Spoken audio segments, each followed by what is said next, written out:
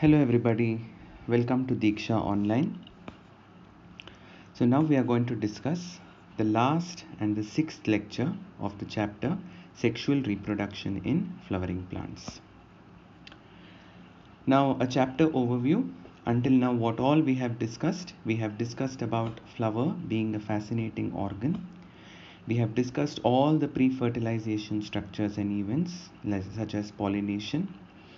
Then we have discussed about the double fertilization. We had learned that double fertilization has syngamy and triple fusion. Then we had learnt about post-fertilization events where we had stopped at discussing about the monocot, the dicot and the monocot embryo, isn't it? Then we are now going to discuss about the further aspects of post-fertilization events such as the seed, and then we will discuss about the apomixis and polyembryony. A quick review of what we had learnt in the previous lecture. In the previous lecture, we had learnt about the process of double fertilization, that is syngamy and triple fusion. And we had learnt about what happens after double fertilization, that is the formation of the triploid tissue that is called the endosperm. And we had discussed about the diploid zygote which undergoes development to form the embryo. So now, you all are aware that inside the ovule, the embryo has formed, isn't it? Inside the ovule, there was an embryo sac which had only the egg and the polar nuclei. Now the egg has become the zygote and the zygote has developed into an embryo. And such a ovule which has an embryo inside it is now referred to as a seed. So what do you mean by the word seed? It is the final product of sexual reproduction. So ultimately what we receive as a byproduct of sexual reproduction is this structure that is referred to as the seed. Therefore, it is often described as a fertilized ovule, isn't it? So when did we call an ovule as an ovule? We called it as an ovule when it still had the embryo sac, when it had the synergids, the egg apparatus, the antipodals, etc. But now the ovule has an embryo inside it. So we should not call it an ovule any longer. We should refer to it as the seed. So what does a seed have? It has protective coverings on the outside, that is called the seed coat. And the embryo inside, we have already discussed, it has cotyledons. If it is a dicot embryo, there are two cotyledons, otherwise it is a monocotyledon. And then there is a plumule radicle which makes up the embryonic axis. And why do the cotyledons grow so much in size? We had seen how the cotyledons grow and they curve inside the ovule. Why do they become so thick and swollen? Because they store a lot of food reserves. In so many seeds at maturity, the cotyledons are the ones that are storing the food reserves because the endosperm has become exhausted.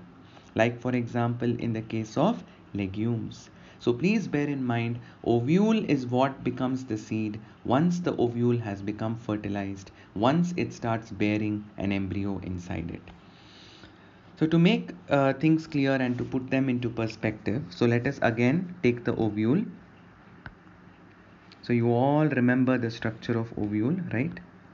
It has a stalk, it has a body, and then you all remember that the ovule has two coverings. What are these coverings referred to as? These coverings were referred to as integuments. Correct? But now what I'm going to show you inside is, I'm not showing the embryo sac. I'm going to show you the developing embryo. Do you remember?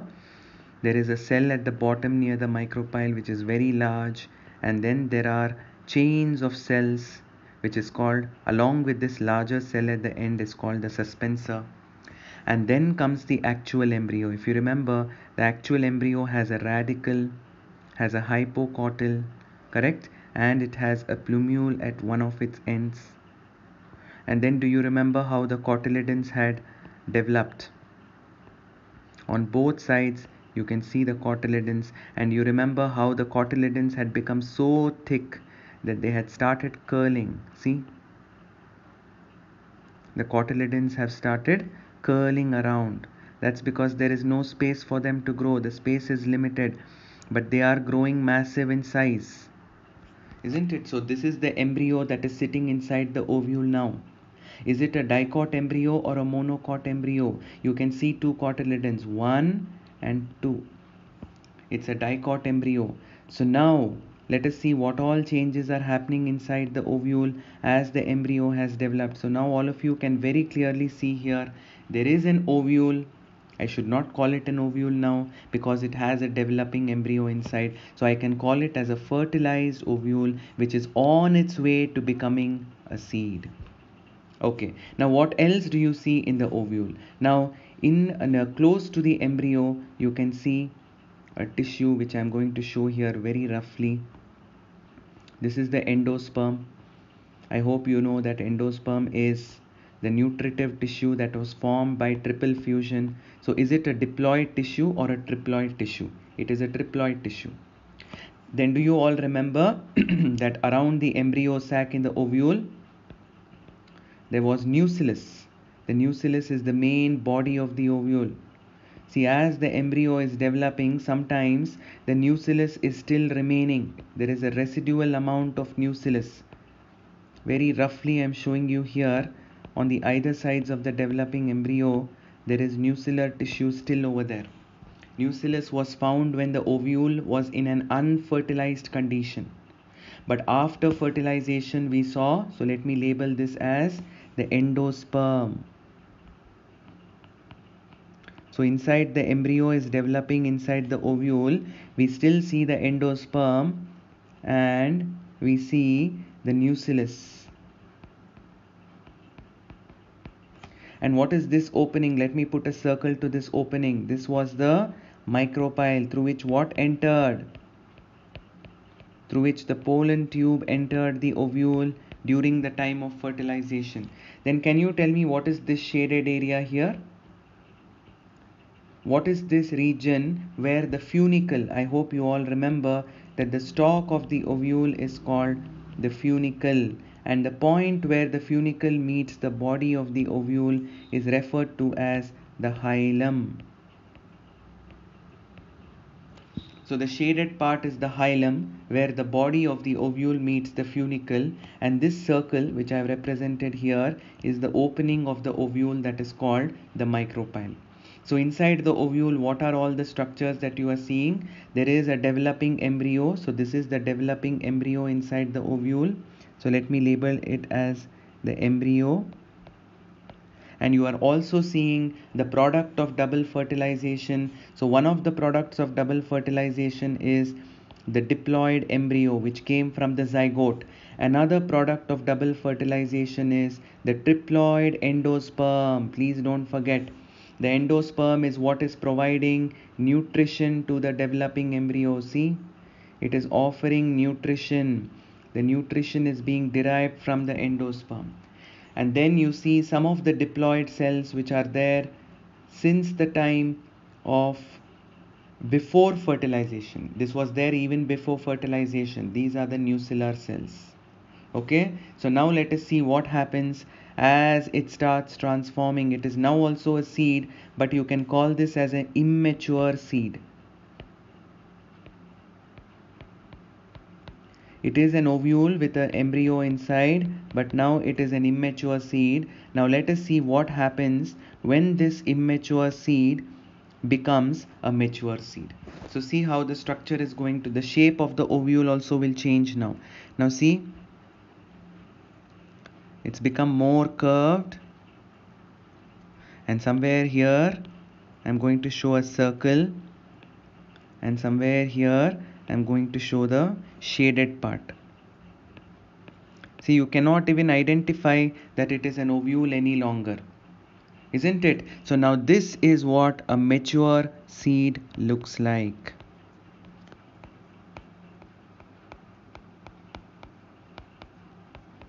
Okay, an immature seed, a fertilized ovule, has now transformed into the mature seed. Now can you tell me what is this circle? What was it in the ovule? See this micropyle. Now this is the micropyle. So even once the seed matures, the micropyle will still be there, because the micropyle will take up oxygen and water during seed germination. Now tell me what is this shaded area? This is where the funicle was attached. So let me show the funicle also. So the seed is also attached to the placenta. So what is this portion now? This portion is the hilum. See, the ovule has transformed into a mature seed. What are the parts of the ovule that are still visible to us now? We have the micropyle and we have the hilum. I hope you know that hilum is where what attached to the ovule body? The funicle attached to the ovule body. So funicle is still there. See, this is the funicle. And then I have labeled the hilum, and the opening of the ovule is still there. It is the micropyle. Okay, now what did we call the protective coverings of the ovule? Do you remember? We called it as integuments. The integuments are also there. How many integuments are there? Two integuments are there, isn't it? So let me show two layers around the seed, one outer and let me show one inner layer in dashed line. So what has happened to the integument? The integument have become the seed coat. So we call these two layers as the seed coats now. We don't call them integuments anymore. So there is an outer seed coat and an inner seed coat. So what happened to the integument of the ovule as the embryo and the seed became matured? As it became the fully matured seed, the integument became the seed coat. Hilum is still there, the point where the funicle, you can see the funicle also, it becomes mature and there is an opening. The opening was there even in the ovule. What is the opening in the seed now called? Remember, this is a mature seed and this is an immature seed where it looks still, it has features of an ovule, but here you can barely tell that it came from an ovule. The shape has changed. So what have the integuments become? The integuments have become the seed coat. Let us label the seed coat. So sorry. Okay, let me show you now. So this was the seed. I hope I don't have to draw it all over again. You will refer to the, you can rewind and check it out. So I'm showing what is this circle now. This circle is the micropyle. And what is this now? The shaded area. The shaded area is the what? Hilum. So let me label this as the micropyle.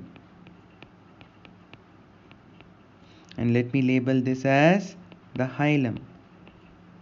What is emerging from the hilum? I mean, what is attached to the hilum? The stalk of the seed, which is attached to the ovary through the placenta. Correct? Then I told you there are two coverings of the mature seed which came from what in the ovule? Which came from the integument. So remember, there was an ovule. In the ovule, I told you that I had drawn an ovule here. In that there were integuments. The integuments, which were two integuments, what does it become? Please remember, what was this diagram all about? A mature seed. That ovule-like structure which I had shown was immature seed. So what I am showing you here is mature seed. Clear? So what did the integument become? The integuments became the seed coat. So outer seed coat and inner seed coat. The outer seed coat is called the testa and the inner seed coat is called the tegmen. So both the integuments have become, what have they become? The seed coats in the mature seed. Micropyle of the ovule has shifted its position. Hilum has shifted its position. The shape of the ovule has changed. See? The shape has changed. You can barely tell that it was an ovule once. Now what should I show inside? I should show the embryo. So this is the, very close to the micropyle is the radicle. Always remember, radicle is close to the micropyle. Then this is the plumule. And then I should show the integuments. Sorry, the cotyledon. See?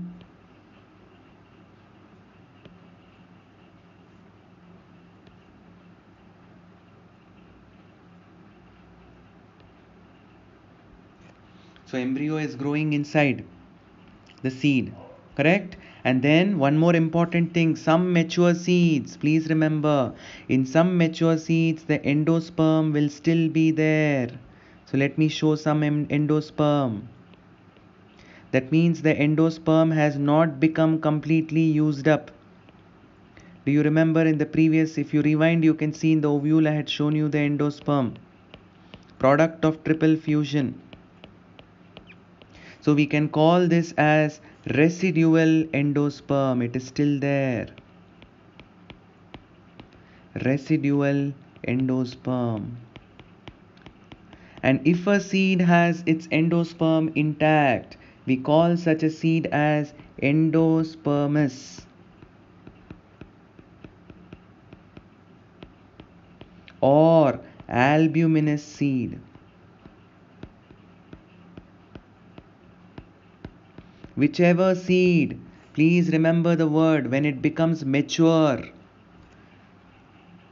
then if it still has endosperm, then we call it as residual endosperm. Then we call it as endospermous or albuminous seed. Endosperm is not used up entirely, it is still there. Then I'm going to show another group of cells here around the embryo, somewhere over here. This is not the exact location, but just for you to understand the concept. Somewhere close by, let me show a mass of cells. Can you guess what is this? I had drawn it in the previous diagram. If you rewind, you can see. In the ovule, immature seed I had drawn. Now this is the persistent. It is still there. Even after the seed has become mature, it is still there. That's why it's called persistent, or it is called remnant. Whatever is remaining. Nucellus. See, nucellus is also there inside the seed. So what do we call such persistent nucellus? Remnant, or the remaining bits which is still there, which is still persistent. We call it as perisperm. Very important question. They may ask you what are albuminous seeds. They may ask you what is perisperm.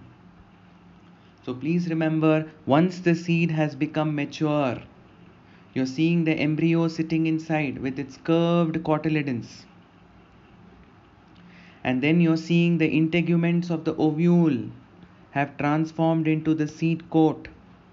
Outer testa, inner tegmen. Micropyle is still there, which was there in the ovule. Hilum is still there as a scar below the micropyle. Why is micropyle still there? Because micropyle will take in. What will it take in now? Oxygen and water. When is it going to take in oxygen and water? During the time of seed germination. At the time of seed germination, the seed needs oxygen and water. Then endosperm is still there. Residual endosperm. Such a seed with endosperm is called endospermous or albuminous seed. Nucellus is also there. This is not a rule, okay? It may be there or may not be there. But since I am explaining, I am showing it here. Not all seeds have nucellus in them. But some of the seeds may still have persistent. Persistent means it is still there. Remnant means a little bit of it, not entire nucellus. Persistent remnant nucellus, which is called perisperm. Example is in the case of beet and black pepper. These are some of the seeds in which you will still find the nucellus, which is called, what do you call such persistent remnant nucellus? We call it as perisperm. So we now saw how an ovule with an embryo, we called it as a immature seed because it still looked like an ovule, but this doesn't look like an ovule at all. The shape has changed. The embryo is grown inside. Actually, the embryo will be much bigger than this. I will show you how the embryo looks like when a seed completely matures. This is purely diagrammatic. Inside the seed, there is still residual endosperm and there is still residual or remnant persistent nucellus. The opening of the seed, which was the opening of the ovule, is called micropyle. The scar below the micropyle is called hilum. What was attached to the hilum? the funicle of the ovule was attached. The attachment is still there. It is a mature now. It's not as delicate as the funicle of the ovule. Okay, so this attachment point below the micropyle, see, it is below the micropyle. It is a scar like structure. I've shaded it for you. It is called the hilum. So I hope it is clear as to what becomes what. Integuments become seed coat. Then endosperm, which remains in such a seed, we call such a mature seed as endospermous seed. Nucellus, which remains, which is persistent, which is residual, is called perisperm. Example is beet and black pepper. So we have just discussed now that integuments harden. The ovules integuments, there were two integuments, they hardened together to become the seed coat, outer testa, inner tegmen. We saw that the micropyle is still there in the seed. It remains as a small pore to facilitate a very important question. What is the use of micropyle in the seed? It helps in the entry of oxygen and water during seed germination. So how an ovule has transformed itself into the seed. I hope it is clear to all of you. Okay.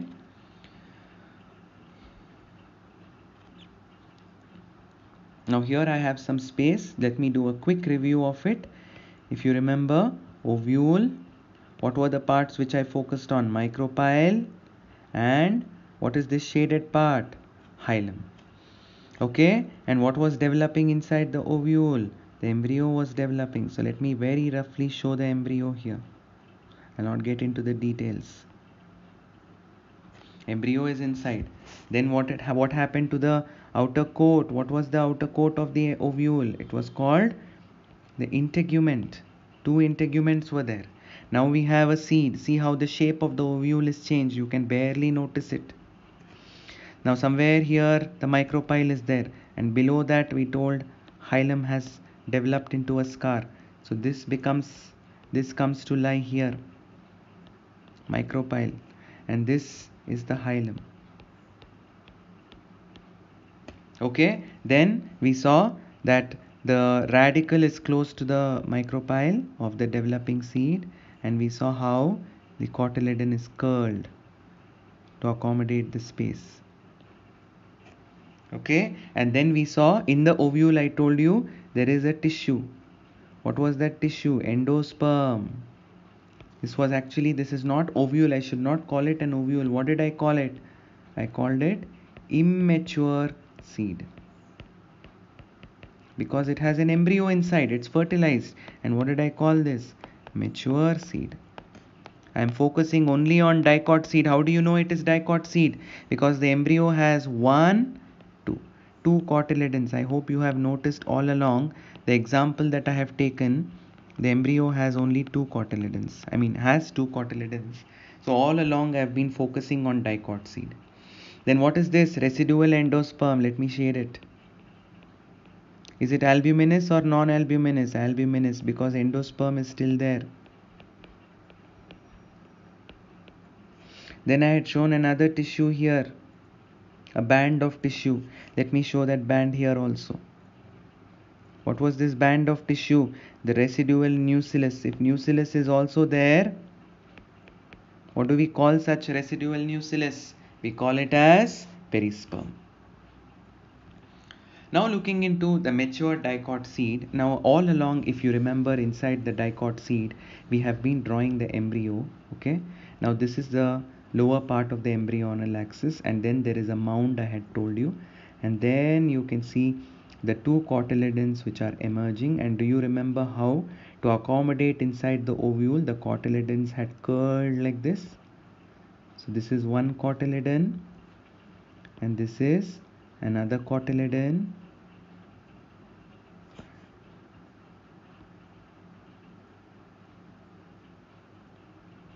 So it has the curled cotyledons, correct?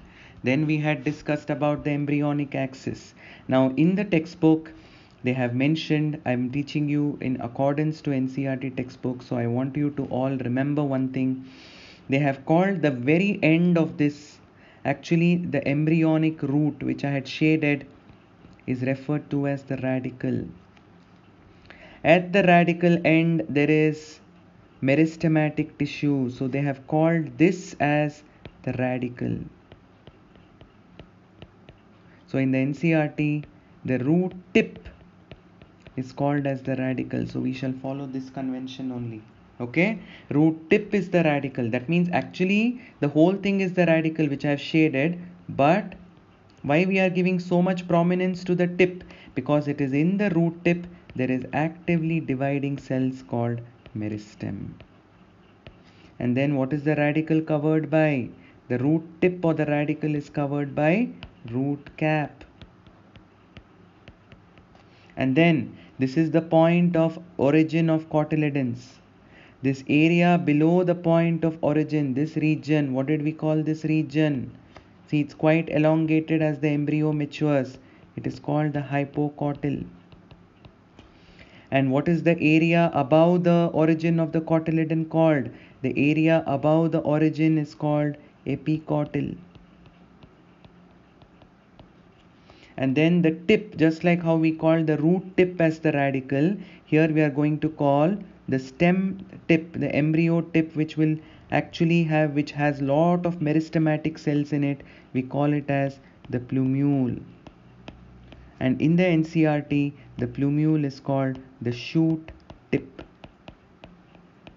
So you can, to remember easily, you can consider the plumule to be the shoot meristematic tissue and the radicle to be the root meristematic tissue. Okay, so what are these two structures, the coiled structures? These two structures are the cotyledons. There are two cotyledons, 1 and 2. That's why it's a dicot embryo.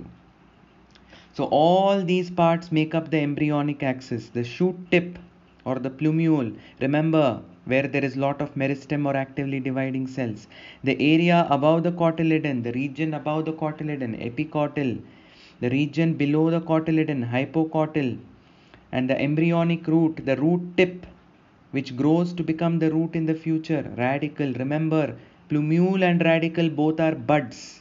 The root bud is called radicle and the shoot bud is called the plumule. Okay, so these are the cotyledons which are coiled.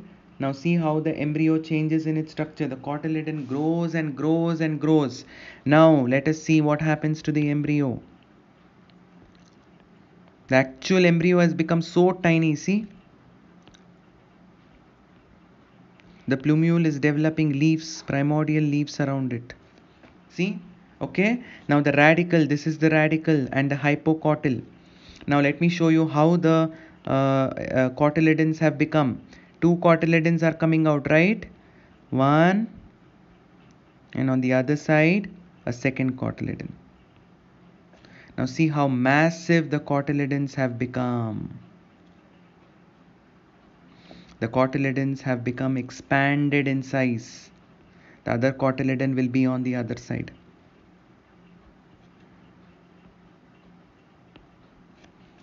This is how a dicot seed looks like. So much of the dicot seed is cotyledon only. Why? Because the cotyledon has become so massive in size. So what should I draw on the outside? I should draw a boundary. What is the boundary? The seed coat. So this is the seed coat. So if you cut open a dicot seed, what you will encounter is the cotyledon itself. See how big the cotyledon has become. This is the seed coat. Somewhere here micropyle is there. I told you radicle, near the radicle only micropyle, and somewhere here there is a scar. What is that scar? Hilum. See, inside the seed, the whole big structure, see, two cotyledons are attached. This is the point where the cotyledon arises. This is the hypocotyl. This is the epicotyl. The tip is called, what did we call the root tip? Radicle. See how the embryonic axis has become so tiny. And what is the shoot tip? The shoot tip is called plumule. But by now you can see the shoot tip has become surrounded by primitive, or we call it as primordial leaves. It is ready to grow now.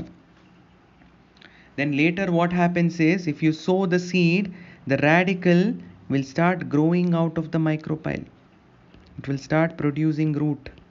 The first structure to come out of the micropyle when you sow the seed is the radicle. And what are these massive structures?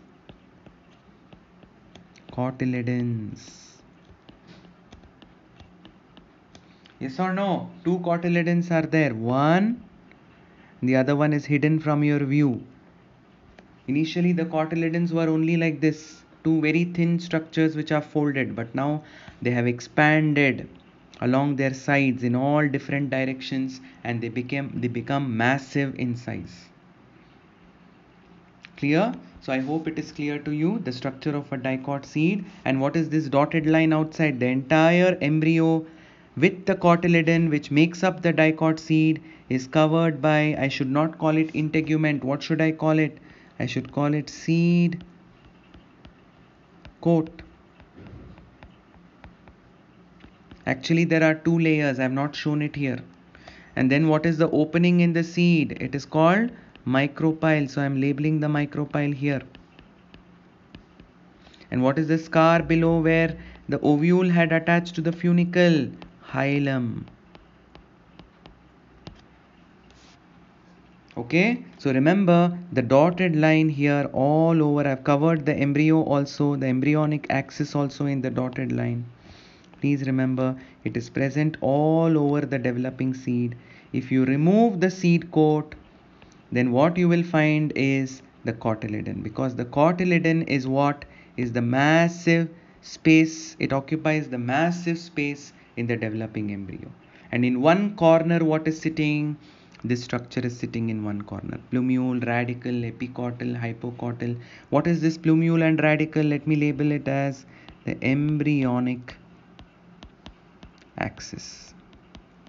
I'm repeating again, the plumule is the shoot tip. The radicle is the root tip. Why am I using the word tip? Actually they mean to say that it is a group of actively dividing cells, which is in other words called a bud. So radicle is also a bud which forms the root. Plumule is also a bud which forms the shoot in the future. And then you can consider the region just above the bud as a radicle also. But in the NCERT it is root tip. It is very clearly mentioned, so we will stick to that. The area below the cotyledon, where the points where the cotyledon arose, that area is hypocotyl. The region above the cotyledon emergence is called the epicotyl, and the shoot tip is called the plumule. Here already you can see the shoot tip has started producing. In this side I am showing you here, it has started producing primitive leaf. Okay, so much of the space in the dicot seed is occupied by what? Is occupied by the cotyledon. Since there are two cotyledons, what do we call this seed? We call this seed as the dicot seed. Okay, now let us see monocot seed. How is a monocot seed different from dicot seed? Do you all remember the structure of a monocot embryo? Let us draw the monocot embryo. There was only there was a remnant of a cotyledon which did not grow much, and on one side there was only one shield like cotyledon. Do you remember? And then there was a hollow covering on one side and an undifferentiated covering on the other side, and then there was shoot tip on one side, there was root tip on one side. Correct? So what did we call the shoot tip? We have always, now we are going to refer to it as technically the plumule. So I'm showing you only the monocot embryo here before I talk about the seed. Then what is the root tip? The root tip is called the radicle. What is the covering of the root tip? The radicle is protected by an undifferentiated sheath. Do you remember? Coleorhiza. The covering of the plumule, the foliar sheath, is called coleoptile. Now this is the point of emergence of the cotyledon. See, cotyledon is coming out. There is only one cotyledon. Do you remember what we called the cotyledon? scutellum.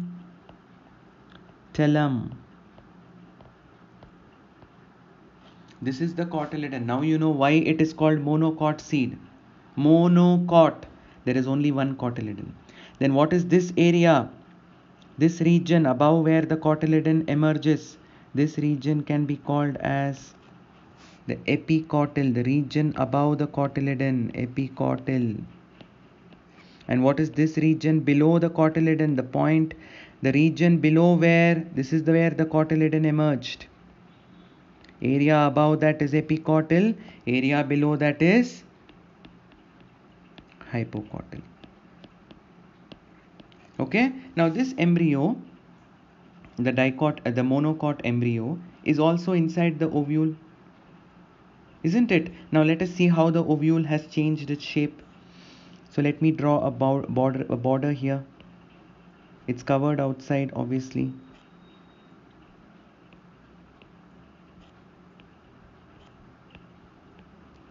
It is actually covered and protected in a compartment. See, this is a compartment. Immediately below the behind the compartment, you will see the endosperm. So this is the endosperm. See, endosperm is still there. Just behind the developing embryo, endosperm is there. That means, is it albuminous or non-albuminous? It is albuminous. So let me label this entire zone as the endosperm.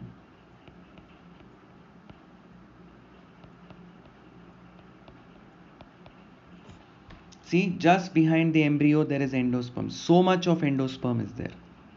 So this is how the ovule looks like. Correct? Somewhere here near the embryo you will find, of course, like in a case of a dicot plant, here you cannot see the hilum very clearly, the micropyle very clearly, but somewhere here you can imagine that the hilum and the micropyle will be there. So now you saw the monocot embryo sitting inside its ovule. Now it's no longer an ovule. What has it become? It has become a seed. So endosperm is there. Now surprisingly, in a monocot, what happens is the wall of the ovary inside which the seed is developing, ovule is inside the ovary, isn't it? Say this is the ovary wall and this is the ovule inside which the embryo is developing. So what was this? This was ovule once upon a time before fertilization. In the ovule, in one compartment, what is there? Embryo is there. And much of the ovule is what? Endosperm. Something peculiar happens in the case of monocot plant. Now the ovule has become a seed. What did the ovule have in its compartment? It had an embryo pushed towards one side. See, this is where the embryo is pushed in one side, and then behind it, what was there? Behind it, I had shown you the shaded part. Let me shade this also. This is the endosperm which is still there. So now the ovule with the embryo, you are no longer supposed to call it as ovule. You are supposed to call it as seed. Now what is this? This is the wall of the ovary. What does the wall of the ovary become? We had learnt when the ovule becomes the seed, the wall of the ovary becomes the fruit wall, that is called pericarp. But surprisingly, in this monocot seed, what happens is the wall of the ovary or the pericarp and the seed coat, the outer wall of the ovule, fertilized ovule or the seed coat, will fuse together. See, this wall and this wall will fuse together. So let me show you another wall over here on the outside. This is the wall of the ovary. Now you know it has fused with the seed coat. Okay, so this is the pericarp. But the pericarp has fused with what? The pericarp has fused with the seed coat. Such a type of a fruit. So it's actually technically a fruit because there is ovary wall, that is pericarp. Remember, this chamber is the ovary of the fruit, of the flower, which became what? which became the pericarp. After fertilization, the ovule became the seed, the ovary became the pericarp. What has fused in this case, in this monocot? The fruit wall and the seed coat have fused together. The pericarp and the seed coat have fused together. Such a seed or such a fruit where the fruit wall and the seed coat have fused together is called a grain, or it is called caryopsis. It is actually a fruit. Why you should call this a fruit? Because pericarp is there, isn't it? This outermost layer is the fruit wall. Please remember, the technical term for fruit wall is pericarp. But what has it fused with? It has fused with the seed coat. So you cannot clearly distinguish between the fruit and the seed, because the fruit wall and the seed coat have become fused to each other. So we call such a fruit. And if you look inside the fruit, where is the embryo? This is the embryo which I have labeled here. Is it a dicot or a monocot? Monocot embryo. See how the embryo is pushed to a corner. And behind the embryo, this is the corner to which the embryo is pushed. And then behind that, in this corner, there is embryo. Behind that, endosperm is there. This entire structure was once upon a time an ovule. Now it has become a seed. And what fuses with the seed coat? The wall of the ovary or the fruit wall, which is the pericarp. That's why we should call this entire structure as a fruit. Sometimes interchangeably it is used as a seed and a fruit, because the association between the fruit wall or the pericarp and the seed coat is so close. So technically it is a fruit with a seed inside. The seed has endosperm and an embryo pushed to the corner. Tell me, which is the cotyledon here? The shield-like structure sitting on the lateral side of the embryo. There is only one cotyledon. That's why it is called monocot. What is the name given to this cotyledon? Scutellum. And this kind of a seed where the fruit wall or the wall of the ovary, what is the fruit wall? Pericarp, fuses with the wall of the seed, is called a grain or a caryopsis. As in the case of wheat, maize, barley, rice, etc. All that we eat are grains, because they are actually fruits where the fruit wall is fused with the seed coat. Okay, so let me, here you can see, all of you, the fusion has happened. So to show you the fusion, let me put some cross striations here. Fusion between what and what? Fruit wall and seed coat. You should ask yourself some questions. What is the fruit wall? Pericarp. Where did it come from? Ovary. Seed coat is integument. It came from the integument when the ovule was still immature, when the ovule still had an embryo sac inside it before fertilization. I have already told you, integument becomes the seed coat, ovary wall becomes the pericarp for the fruit wall after fertilization. See how it is different from a dicot. In dicot embryo, the cotyledon was so massive. Here the cotyledon is so tiny. Small cotyledon. The scutellum, see? The scutellum is very, very small. And the whole embryo is pushed to a corner. Isn't it? This is the corner into which it is pushed. It is so small that it is pushed to a corner, and much of the space is occupied by, what is this striation, the tissue here? Endosperm. Isn't it? See how much of a difference exists between dicot and a monocot seed. And seed coat and fruit wall are fused. I hope it is clear. Some seeds they have given example. See, if you break open the seed coat, much of it is cotyledon in dicots. This is a castor seed. This is a bean seed. This is the seed of an onion. Onion is a monocot. See how inside the seed endosperm is still there. Like I showed you. Sometimes what is also still there? Nucellus is still there. Can you recall and tell me what will you call the nucellus if it is still there, and if some amount of it is there, that is persistent and remnant? Some parts are remaining and they are still existing. We call it as perisperm. Yes or no? So monocot, see, only one cotyledon is there in the onion seed.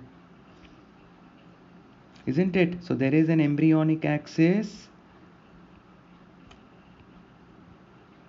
and the one cotyledon is coiled like this.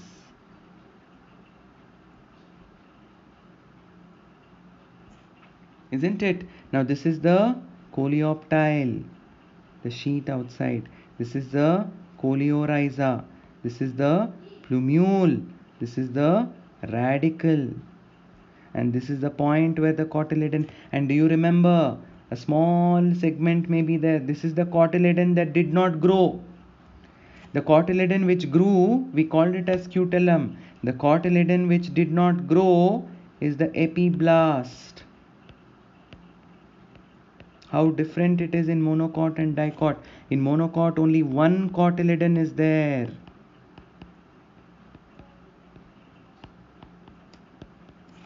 Okay. Then see, this is what I told you about. See, the pericarp is fused with. They have not labeled the seed coat, but seed coat and pericarp are fused with each other. See how the embryo is pushed to the corner. This shield-like structure is the scutellum.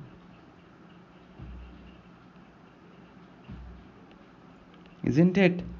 See how the embryo is pushed to the corner. Much of the place is occupied by the endosperm. And then seed coat and fruit wall are fused. So this is a monocot fruit actually. It is called a grain or caryopsis. But it is interchangeably used as seed also, because actually it has a seed inside with an embryo pushed to the corner. See, you can see the sheath, coleoptile, coleorhiza, shoot tip or plumule, root tip or radicle, everything is seen. And this, let me shade the cotyledon for you. This single shield like cotyledon which is sitting here on one side of the embryo, what is it called? It is called the scutellum. Okay. So we saw that a mature seed may have endosperm or it may not have. If endosperm is still there in the mature seed, we call it as albuminous or endospermic. Example, wheat, maize, barley, castor, coconut. Some seeds, the endosperm gets used up. I told you in legume, the cotyledon itself becomes so huge that the cotyledon stores all the food in it.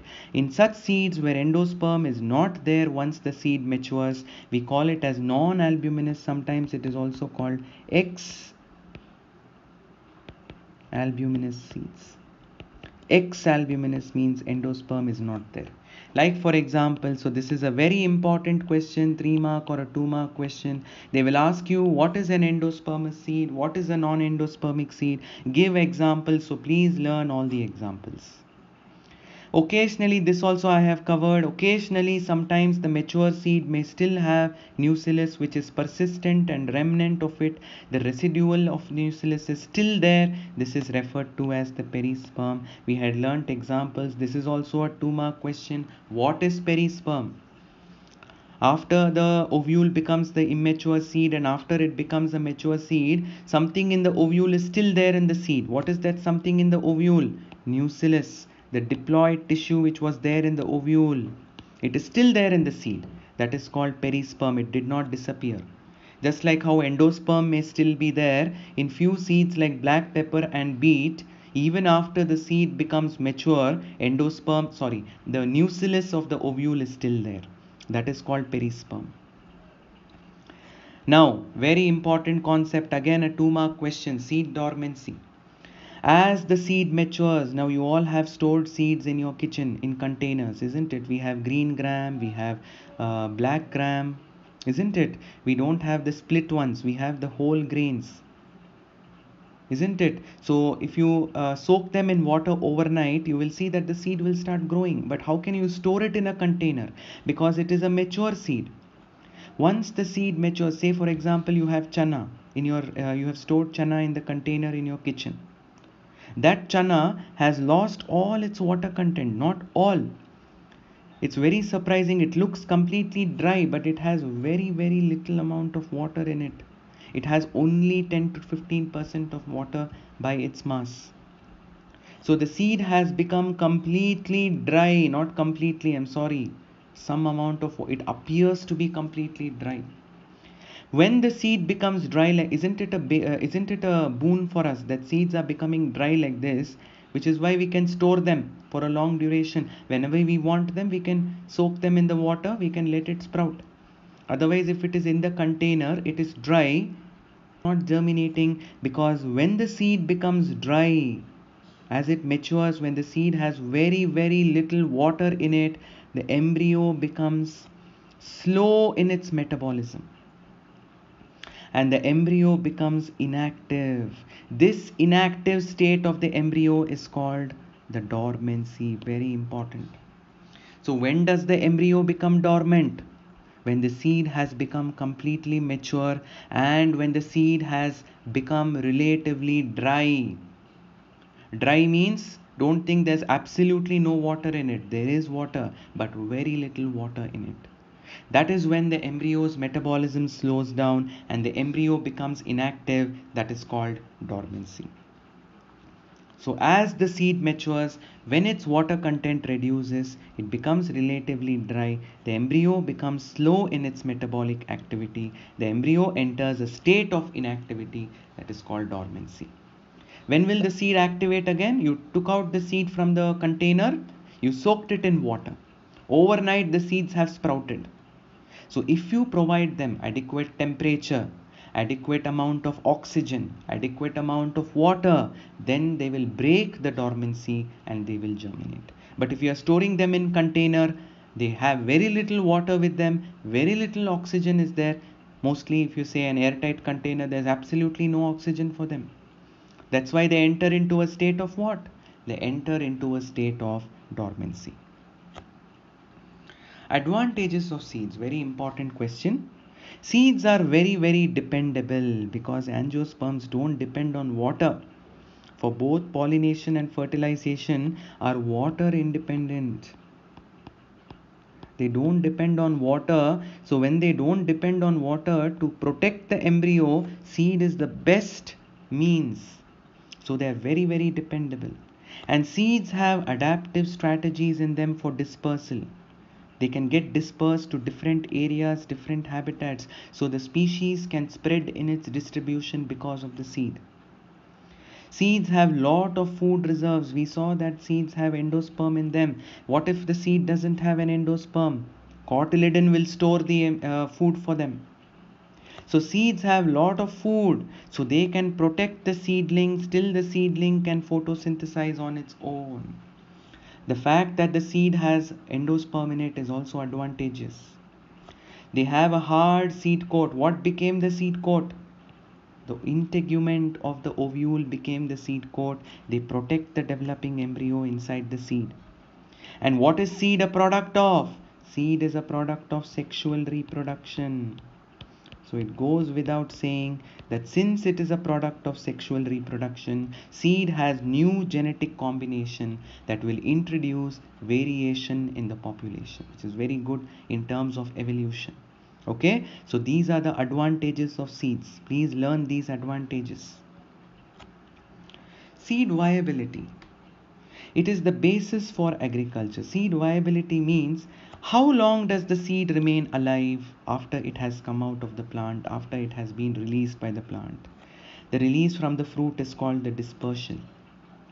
So once the seed has fallen on the ground, say for example, it is carried by the wind, some animal picks it, the animal eats the fruit and throws out the seed somewhere, or it is carried, in some cases the seeds have wings on them, it is carried by the wind, or it floats on the water, or it just falls onto the ground. How long will the seed remain alive?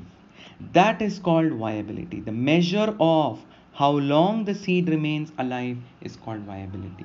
Isn't it important for agriculture? We are able to store seeds in the container because the seeds are viable. Even farmers are able to store the seeds for a long time because they are viable. They can stay alive for a long duration. What determines the viability? Dehydration and dormancy.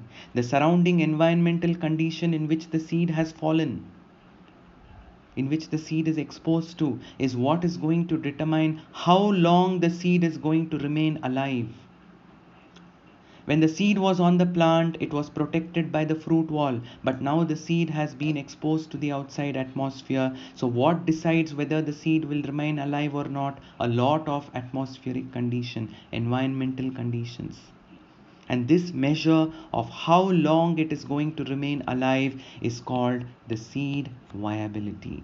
You will be surprised to know that some of the seeds have been alive for 10,000 years. Not recently, they identified the oldest seed, which was that of a plant called Lupinus arcticus, which they excavated from Arctic region, the poles.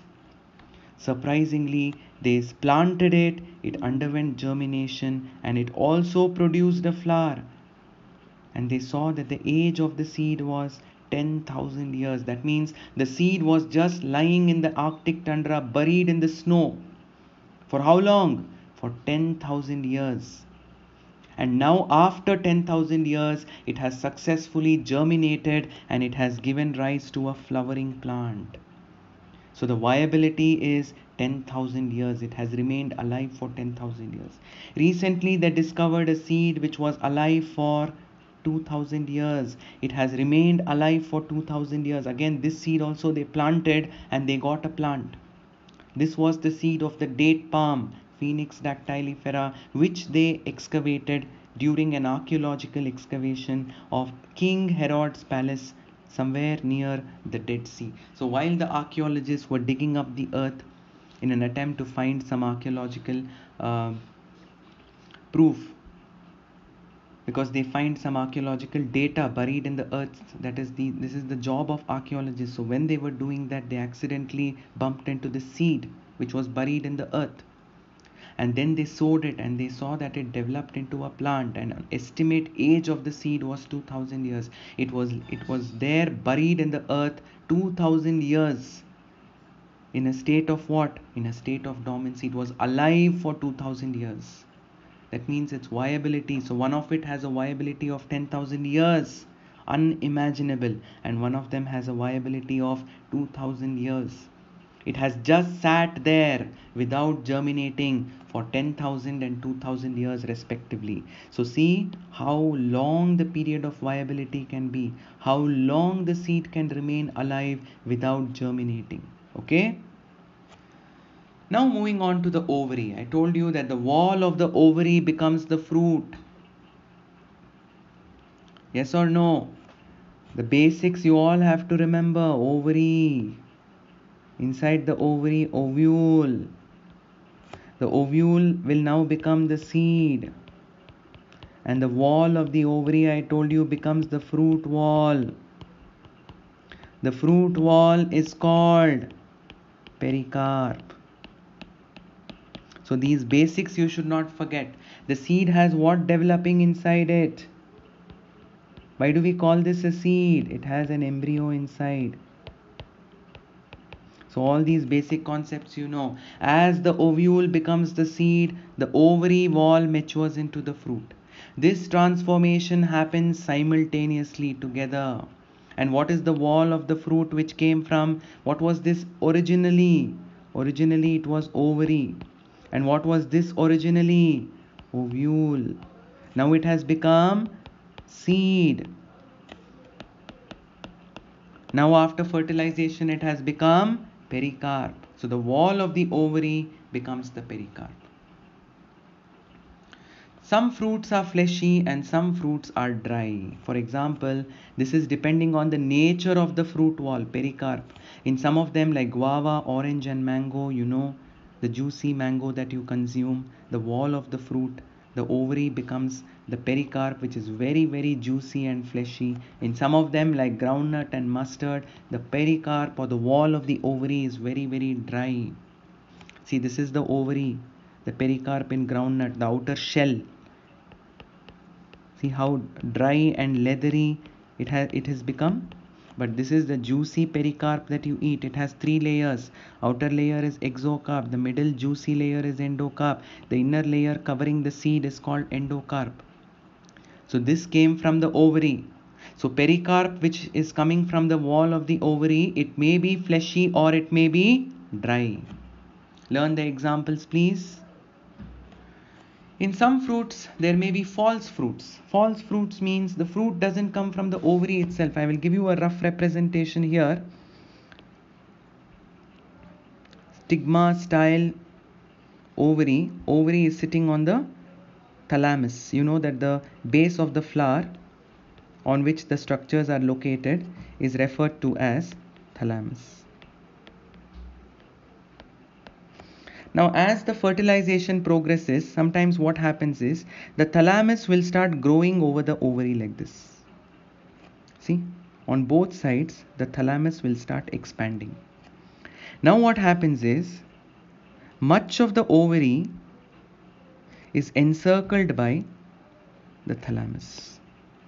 See, thalamus has encircled the ovary on both sides. I told you it starts growing here. The base of the flower on which the parts of the flower are arranged are the thalamus. See how it has grown? That means the thalamus also grows. It becomes so fleshy. Sitting inside the the ovary is the seed. Now notice the fruit wall is not just made up of ovary. The ovary wall is still thin only, or at the most it may become slightly thick. But much of the thickness of the fruit is given by the thalamus. That means if you consider this to be the fruit wall, who is contributing more to the fruit wall? The thalamus is contributing more to the fruit wall. It is not the wall of the ovary. So such a fruit where the thalamus becomes fleshy is called a false fruit, because actually the fruit should come from where? Actually the wall of the ovary should become the fruit wall. Here the wall of the ovary has also become thick. I am not saying it doesn't become a fruit, but much of the fruit wall is contributed by whom? Is contributed by the fleshy thalamus. So let me write here fleshy thalamus. The thalamus started growing on the ovary. Initially the thalamus, let me shade here, it was only at the base of the ovary, but now it has started growing on both sides of the ovary. It invests the fruit wall. It becomes the fruit wall itself, because the thalamus is what contributes to the fruit wall. More than who contributes? More than the ovary. Because it is the thalamus that contributes to the fruit wall. We call such a fruit wall which is made up of fleshy thalamus as what? False fruit. See, developed from the thalamus. As in the case of apple, strawberry, cashew. Again, a very important question. They will ask you, what is a false fruit? A true fruit is a fruit in which the fruit wall came from the ovary. We call it pericarp. A false fruit is a fruit in which much of the fruit wall is what? Fleshy thalamus. Why? Because the thalamus grows, envelopes the ovary and becomes very, very fleshy. So what you're eating in the apple, see? What you eat, the part of the apple that you eat is not actually the wall of the ovary. It came from the thalamus. This entire area is the fleshy thalamus. Only the central part, which I am going to highlight now, comes from the wall of the ovary, the reduced portion. It barely has any pulp in it. Much of the pulp is in this portion, that is the thalamus. It came from the thalamus, not from the wall of the ovary. Like how I gave you a very simple illustration here, how the thalamus grows over the ovary and how the thalamus contributes to, the thalamus itself contributes to the fruit wall. Ovary is sitting somewhere inside. It became very, very thin, but much of the fruit wall is by the thalamus. So it's not from the ovary, or ovary's contribution is very less. That's why it is called a false fruit. And like I said, if a fruit wall is only derived from the ovary, that is the pericarp, there is no involvement of thalamus. Thalamus doesn't grow anywhere. Like for example, again, if I show the thalamus here and if I show the ovule over here. Inside the ovule, seed has started forming. Thalamus is here only, it's not growing anywhere. And the ovary wall itself becomes thick. So this is the wall of the ovary. What do we call the wall of the ovary? The wall of the ovary has become the fruit in this case. Notice the thalamus is here only. The thalamus is not growing anywhere. So then when the wall of the ovary, let me put dots here. When the wall of the ovary alone contributes to the fruit, you know that it is now called the pericarp. And it has come from where? The wall of the ovary alone. Did thalamus contribute? No, thalamus is sitting quietly here only. At one end it is sitting, it did not grow. It doesn't interfere with fruit formation. It says, I am going to stay here. Let the ovary wall only become thicker. So this is the ovary wall that contributes to the fruit wall or the pericarp. Such fruits are called true fruits. There is no contribution by the thalamus. Okay? There are cases where fruits are formed without fertilization. How surprising. Obviously, if there is no fertilization, the fruits are seedless. Such fruits which are formed where there is no fertilization are called parthenocarpic fruits. Very important question for your 1 marker, 2 marker in your board exam. What are parthenocarpic fruits? Fruits which develop without fertilization are called parthenocarpic fruits. Banana, the banana that we eat, they don't have seeds, but you can see dots inside, black dots inside. Those are the ovules which did not develop into the seeds. Banana is the best example for parthenocarpic fruit because bananas are formed without fertilization of the ovule. So fruits which form without fertilization are called parthenocarpic. In horticulture, they may induce such parthenocarpy by applying hormones, by spraying hormones to the plant. Such fruits that are obtained, it's very nice to eat seedless watermelon. Because every now and then seeds get stuck in your mouth, isn't it? So we all prefer to eat seedless grapes and seedless watermelon. How do they obtain this? By spraying hormones onto the flower. The ovary becomes the fruit without the ovule, without the egg inside the ovule undergoing what? Undergoing fertilization. So ovule is not forming the seed, but the ovary becomes the fruit. That's why they are called what? Seedless. Okay? See, seedless grapes. Fruit wall has become the ovary wall has become fruit wall, but there is no seed inside because ovule did not undergo fertilization. See, papaya, inside there's not a single seed inside. Because what happened to all the ovules? They died down because the ovules did not take part in fertilization, but the wall of the ovary became, see how thick the wall of the ovary has become? It became the fruit without the ovules undergoing fertilization. That's why you don't find a single seed inside. Now coming to another peculiar phenomenon called apomixis. Can you imagine seeds which are formed without fertilization? It sounds very unbelievable because first of all, seed is a product of fertilization. How can a seed form without fertilization? This special mechanism, let us see how in the future slides. This special mechanism where a seed is formed without fertilization is referred to as apomixis, as in sunflower family Asteraceae and Graminae, that is grass family. How is this possible? Apomixis is a form of asexual reproduction that mimics, which imitates sexual reproduction. Now the question is, how did the seed come if the ovule didn't undergo fertilization? See how interesting it is. Suppose the ovule develops diploid egg. Normally the egg sitting inside the ovule, you all know that inside the ovule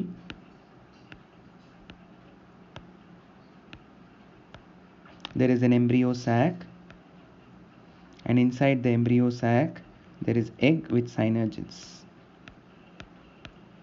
Normally the egg is what? Haploid. But in this plant, the egg did not undergo meiosis. It skipped meiosis. It formed without meiosis. So it becomes what? The egg itself is diploid. Since the egg is already diploid, it doesn't need a sperm or the male gamete. It directly becomes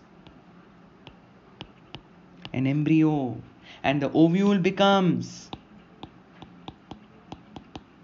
the seed. See how surprising it is. The zygote came, but from whom? Not from the fusion of male and female gametes. The egg that is sitting inside the embryo sac, the egg apparatus, if you remember, this is the egg inside the embryo sac, has become diploid. Normally the egg is haploid. Here the egg has become diploid. How? Because it did not undergo meiosis. Reductional division is nothing but meiosis. It did not participate in meiosis. And so it directly, whenever the egg is diploid, it is as good as zygote. So what does the egg become? It develops into embryo. See? How is the egg as good as zygote? Because zygote is diploid. But the egg is diploid here, so it is as good. It mimics the zygote. That's why I said it is asexual reproduction that mimics sexual reproduction. So the egg is mimicking whom? The egg mimics the zygote. There is no fusion of gametes. There is no pollen tube entry. There is nothing happening here. But the egg is diploid and it becomes an embryo. Understood how a seed is formed without fertilization? The egg has skipped its reductional division and the egg starts mimicking the zygote and the egg develops into an embryo. In some cases, in citrus and mango, some of the nuclear cells, I hope you remember that in the ovule, every now and then I'm drawing this so that the concept is etched in your minds. See the ovule, integument, embryo sac. What is the tissue around the embryo sac? Do you remember the nutritive tissue? The main tissue of the embryo sac, the nucellus around the embryo sac. Nucellus. Sometimes one of these nuclear cells will grow to become an embryo. So an embryo is formed. Where is the embryo forming? Is it forming inside the embryo sac? This is the embryo sac. No, it is not forming inside the embryo sac. It's forming outside the embryo sac. From whom? From the nuclear cell. So two things we saw. Either the egg, which is diploid, becomes the embryo. How did the egg become diploid? It skips meiosis. It was formed without meiosis. Second thing, nuclear cell. Don't you think the nuclear cell is also diploid? It grows into the embryo. See, two means. Either it can come from the diploid egg. If it comes from the diploid egg, it is inside the embryo sac. If it comes from the nuclear cell, it is outside. See the tissue here outside. I told you, nucleus is found all over the embryo sac.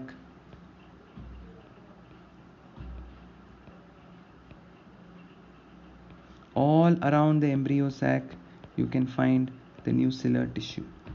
One of these nuclear cells will start dividing rapidly to become spontaneously. So this massive group of cells I have shown here, you can consider this as the early stages of the embryo. Okay, so either a diploid egg becomes an embryo or a nuclear cell becomes an embryo. Example for a nuclear cell becoming embryo is citrus and mango. So what do we call this phenomenon where a seed is formed without fertilization? Two states we saw, one is the diploid egg and one is the nuclear cell. We call this as apomixis. Advantages of apomixis is, suppose a farmer has hybrid seeds and he has a hybrid plant. Okay, now generally what happens is, if you have a hybrid plant with you, now if you want to produce seeds for the next generation, this hybrid plant has to undergo pollination with another plant. So this is the hybrid plant that you have. This is some other plant. Now normally when you have to produce seeds, these two should undergo reproduction with each other. When a hybrid plant reproduces with a normal plant, what will happen? The characters will get diluted. Dilution of characters. Isn't it? Because two characters are mixing here. You are losing out on the hybrid characters.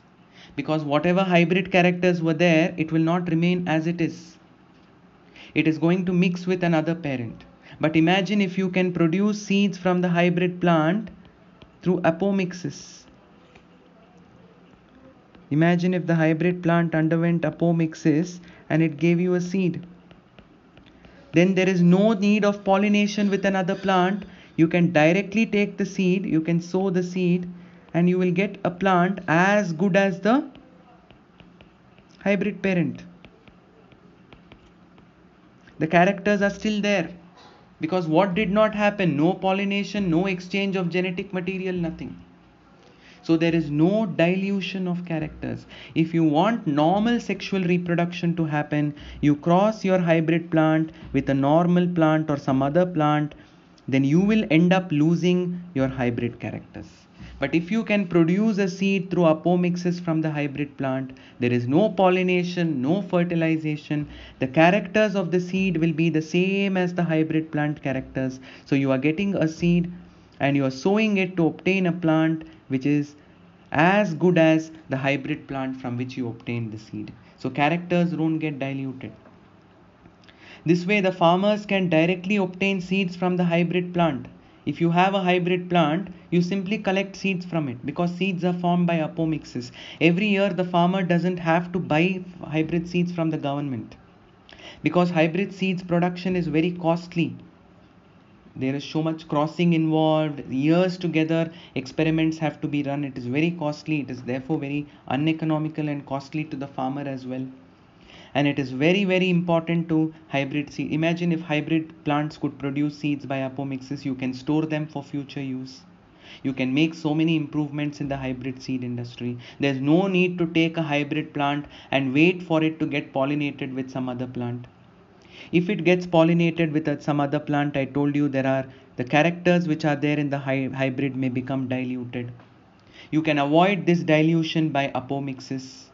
You can ensure that the hybrid seed on its own, without involvement of a second parent, it is producing seed without fertilization. Because there is no pollination, no fertilization, all the characters of the hybrid will be captured in that seed, and when you sow the seed you will get another hybrid plant exactly same as what the hybrid plant you had before.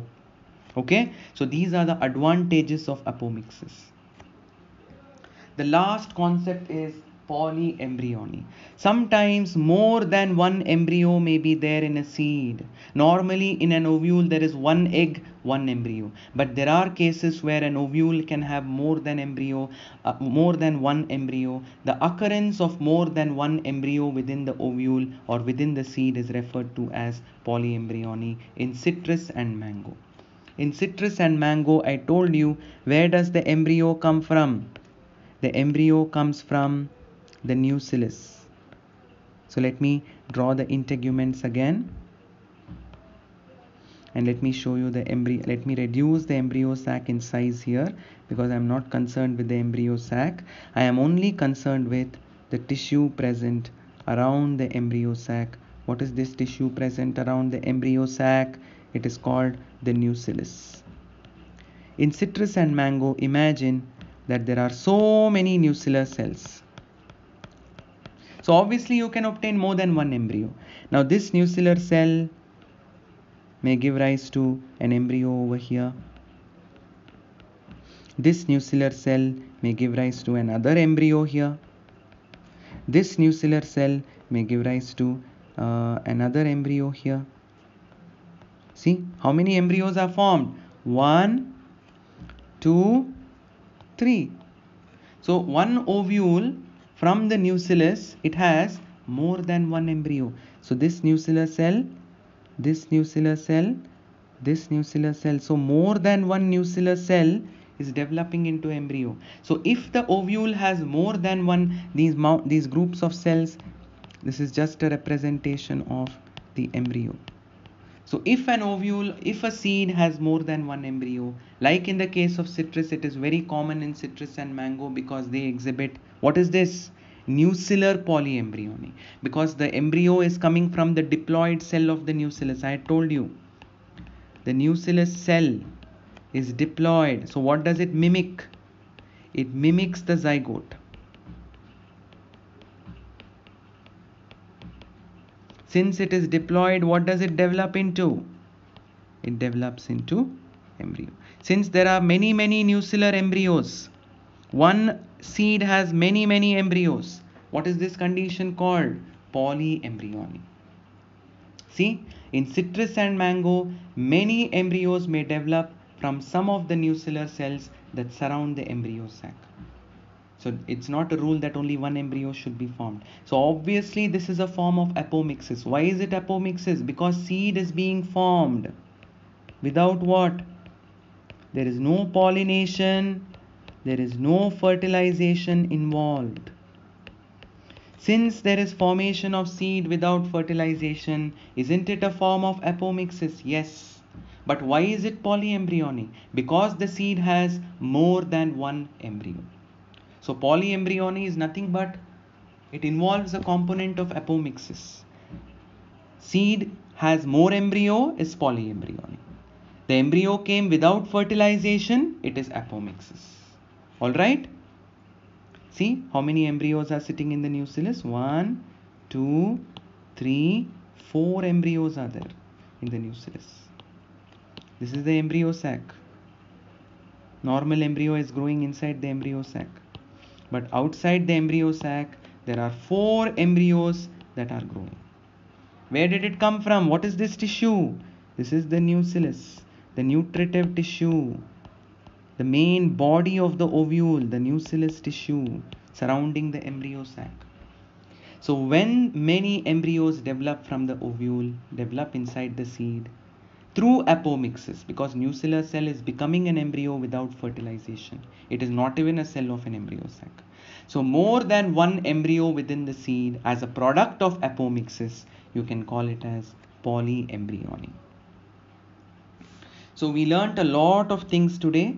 Seed, fertilized ovule, differences between albuminous, how a ovule becomes a seed, what becomes what, right? Integuments become seed coat, micropyle is still there, hilum is still there, endosperm which is residual is still there, nucellus may become perisperm after the seed becomes mature. So many things we learnt.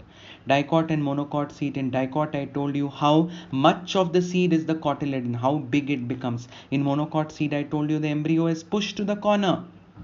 It is very tiny and it has only one cotyledon called scutellum. And then we saw structure of some seeds. Then we saw dormancy, advantages, and how long the seed can remain alive without germinating in a state of dormancy. 10,000 years in case of lupinus and 2,000 years in the case of Phoenix dactylifera. And then we saw the ovary wall becomes a fruit. What if thalamus contributes to the fruit wall more than the ovary wall? False fruit. If thalamus decides not to interfere and the ovary wall alone is the fruit wall, then it is called a true fruit, isn't it? Then formation of a seed without fertilization, apomixis. And we also discussed one more, I forgot to mention here, parthenocarpy, formation of fruit without fertilization. Don't get confused. Carp means fruit. So fruit without fertilization is parthenocarpy. Seed without fertilization is apomixis. We saw how the egg and the nucellus can mimic the zygote because the egg does not undergo meiosis and the nucellus is anyway already diploid. And as a result of apomixis, if the seed has more than one embryo, we call it as polyembryony. Homework for today's lecture. This is the last lecture in the chapter sexual reproduction in flowering plants. So the homework will be, what is a seed? 1 mark. Give example for albuminous seed. 2 marks. What is perisperm? Give examples. 3 mark. Write a note on seed dormancy is 2 mark. What is apomixis? 1 mark.